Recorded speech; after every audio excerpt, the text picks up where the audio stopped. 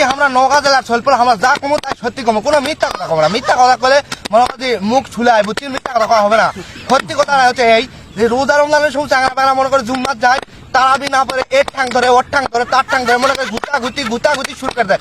নামাজ না পারে গুতাগুতি করিস কা নামাজ পড়বে 8 রাকাত 6 রাকাত মনে করে গুতাগুতি করবে, এর পাও ধরে ওই টানছে ওর পাও ধরে ওই টানছে। আর মনে করে যে কেউ ইফতারির দাওয়াত দিলে ওরে বাপু দাওয়াত নেওয়ার জন্য রেডি, দাঁতর ধার দিচ্ছে মানুষের ভাই ইফতারি খাওয়ার জন্য। দাওয়াত দেখ আর না দেখ খালি সংবাদ পায় যে ইফতারির দাওয়াত আছে, ওরে বাপু রে বাপু মনে করছে ইফতারির দাওয়াত খাওয়ার জন্য ওরা চলে যাবে। এত লোক ইফতারি খাওয়ার জন্য দাও করে বাদ। ওটা হলে কি সারাদিন অন্তর রোজা থাকে, যখন মনে করছে ইফতারি করে এই নামাজ করে আসে আনা মাঠের দিকে হাঁটতে বাড়ায়, আসে মনে করো জি চাংরা টাংরার অভাব নাই, এত চাংরা বাংলা হচ্ছে ওটা বড় কথা লয়। চাংরা বাংলা অনেক চাংরা বাংলা, চাংরা বাংলাকে হাতে এমন মনে করেছি আগুন জ্বলছে মনে ওরে বাবা কি হলো হাতে চাংরা বাংলাকে মনে হয় জোলা আলো জ্বলছে।